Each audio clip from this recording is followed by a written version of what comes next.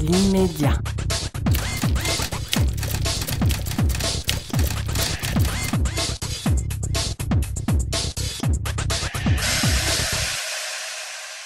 C'est un moteur parce que c'est ce qui va transformer en profondeur la zone métropolitaine et l'Île-de-France avec l'arrivée de nouvelles gares qui vont pouvoir amener plein de nouveaux projets d'aménagement, des projets immobiliers et on l'espère des nouveaux morceaux de vie et de ville dans notre région capitale.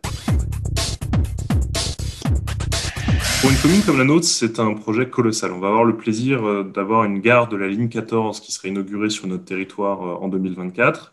La Île-et-Roses, 3 communes. Cette gare va tout changer et elle change déjà tout, puisqu'en réalité, ça nous donne une opportunité de transformer en profondeur un quartier qui est aujourd'hui un quartier en zone prioritaire, qui est labellisé ANRU, l'Agence nationale de rénovation urbaine.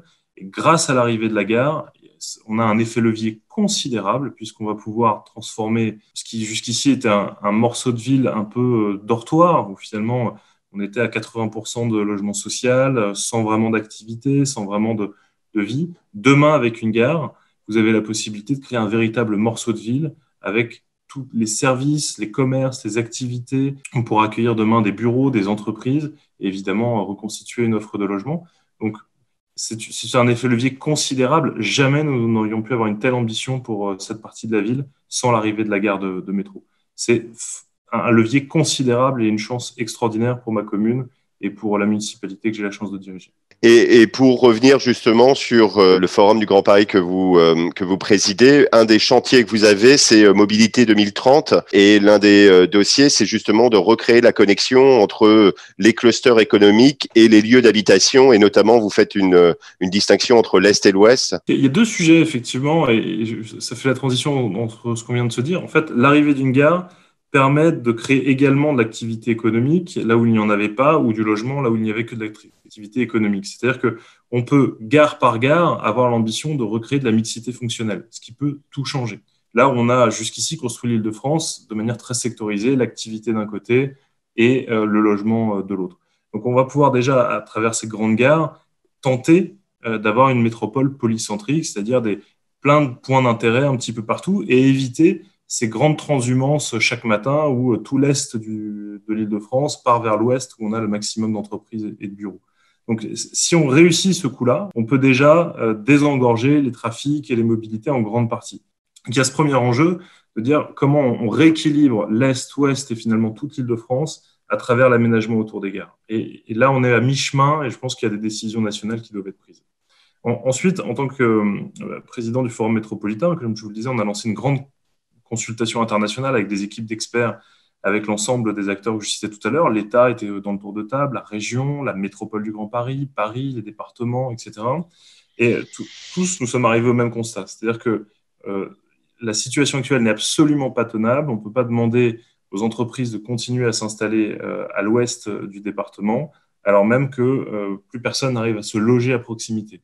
Donc, si on veut éviter ces grandes transhumances, ces heures de bouchons, ces rames de métro saturées, il va falloir mécaniquement recréer une mobilité nouvelle, faire venir les pôles économiques à l'est autant qu'à l'ouest, mais surtout irriguer en matière de transport vraiment différemment l'Île-de-France. Une commune comme la mienne, jusqu'ici, avait beaucoup de mal à attirer des entreprises, notamment des entreprises pour du bureau, pour faire venir entre 1000 et 2000 salariés.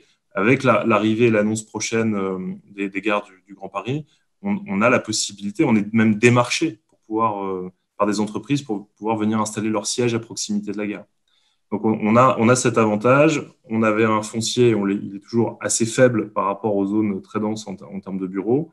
Mais en revanche, l'arrivée de la gare qui va faciliter l'accès des salariés et la vie, je dirais, l'activité et le cadre de vie autour. Donc oui, on a un effet répartition de l'activité et de la capacité à installer des sièges qui quittent Paris les uns après les autres, puisque Paris devient de plus en plus cher et surtout Paris devient incirculable en fait.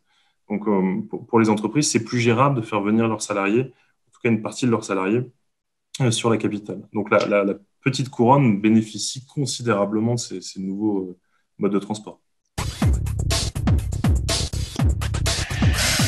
On ne peut absolument pas se permettre le risque d'arbitrage que vous évoquez. Ouais. L'ambition a déjà été considérablement réduite, notamment dans le calendrier. que ça veut dire qu'il y a beaucoup de quartiers qui sont en train d'accueillir des nouveaux logements parce que les logements devaient arriver à peu près en même temps que la gare. Et le fait d'avoir décalé l'arrivée des gares dans le temps fait qu'on va avoir des morceaux de ville entiers qui vont être saturés par manque de transport en commun. Donc déjà, l'ambition, elle a été trop réduite, on ne peut plus se le permettre. La difficulté, ça va être notamment le cadre des travaux. C'est-à-dire que sur le chantier de notre gare, on prend quelques mois de retard. Évidemment, les 2 mois de confinement, mais on voit bien que relancer la machine va pas se faire du jour au lendemain. Donc, il faudra de toute façon imaginer plusieurs mois de retard. On est sur un chantier me concernant où les horaires sont des horaires classiques de chantier, du 7h, 18h, et sauf exception très rare, aucun travaux le samedi ou le dimanche. Pas d'horaire de nuit, là aussi, sauf quelques exceptions. Il est fort probable que la Société du Grand Paris, pour tenir les délais de 2024, parce que ça reste quand même l'objectif majeur, vienne vers les maires pour demander des autorisations exceptionnelles de travaux. Donc c'est quelque chose qu'il faudra évidemment négocier et faire avec prudence. Je pense que tout le monde est préoccupé par l'intérêt général et le fait que ces gares arrivent le plus vite possible. Pour autant, il faudra évidemment respecter les riverains et les habitants qui peuvent subir les nuisances de ces chantiers. Je vous confirme que localement, nous, on est totalement mobilisés puisqu'on a des enjeux majeurs. On a 2 zones en rue, le cœur de ville que vous voyez derrière moi. Du travail, on n'en manque pas. On a une vraie difficulté et j'aimerais à travers cette émission lancer un appel à l'État qui, je pense, voudra que la relance et la reprise se fassent vite. On a un vrai souci quant à l'engorgement des tribunaux. Je ne vous donne qu'un exemple. Sur une des ZAC de la ville, on doit construire une école. Cette école, le terrain de cette future école est actuellement occupé par un camp qui s'est installé illégalement de Rome. En temps normal, on a une procédure qui permet un procès et une évacuation dans des délais à peu près corrects. Le Covid-19 a tout bloqué. Tous les procès, toutes les dates de procès ont été reportées sans être fixées. C'est-à-dire que là où nous, on devait avoir une audition en mai, dont l'issue était certaine, ce qui aurait permis à l'aménageur et aux différents bâtisseurs de lancer toute la procédure et de commencer des travaux en octobre, eh bien là, plus de tribunaux. Un engorgement prévisible, ça veut dire que la date sera peut-être à l'automne, peut-être à l'hiver, on n'en sait plus rien. Donc on peut bloquer un groupe scolaire, une résidence senior, plusieurs centaines de logements, un foyer, etc. Tout un morceau de ville va être bloqué parce qu'en fait, on n'a plus de tribunaux qui sont en capacité de juger ces affaires et de donner aux aménageurs les autorisations d'expulsion. Ça a l'air anecdotique, mais ça va concerner énormément de dossiers. Parce que ce qui vaut pour une expulsion vaut également pour des recours. Et on voit bien qu'il va y avoir une tension et un engorgement dans les tribunaux qui va être colossal. 2 mois sans pouvoir travailler, ça veut dire déjà 2 mois de retard à rattraper. Quand on connaît les délais habituels, c'est déjà de la folie. Et en plus, on voit bien que ça crée énormément de tensions, énormément aussi de squats. Il va y avoir des difficultés majeures de ce point de vue-là. Donc, il faut que la profession, il faut que les élus fassent remonter cette difficulté au gouvernement et que la ministre de la Justice donne des directives pour faciliter les choses. Et je pense que sans quoi, on aura vraiment une année blanche en 2020, la plupart du temps, faute de capacité de la justice à traiter les dossiers dans des temps corrects. On va avoir, nous les maires, nous les élus à l'échelle francilienne, un défi à relever sur ce prochain mandat concernant le Grand Paris. Le Grand Paris, c'est le Grand Paris Express, le réseau de transport, mais c'est aussi bien d'autres choses. Cette crise nous rappelle aussi le fait qu'on est dans une planète globalisée avec des enjeux mondiaux maintenant. Et la plupart des autres grandes villes dans le monde, des grandes régions capitales, se sont équipées d'outils, notamment d'outils métropoles qui ont permis de donner de la visibilité, de donner une attractivité nouvelle, de permettre d'irriguer de ces grands marchés internationaux les territoires autour d'eux. Or, on constate, et je pense que tout le monde, c'est une responsabilité globalisée, qu'aujourd'hui, notre métropole et notamment la ville de Paris est plutôt un aspirateur des ressources des territoires qui l'entourent vers la compétition mondiale. L'enjeu qui va être le nôtre dans les 6 prochaines années, c'est d'être en capacité d'absorber la richesse mondiale et d'en faire profiter l'ensemble des territoires qui sont autour de la capitale.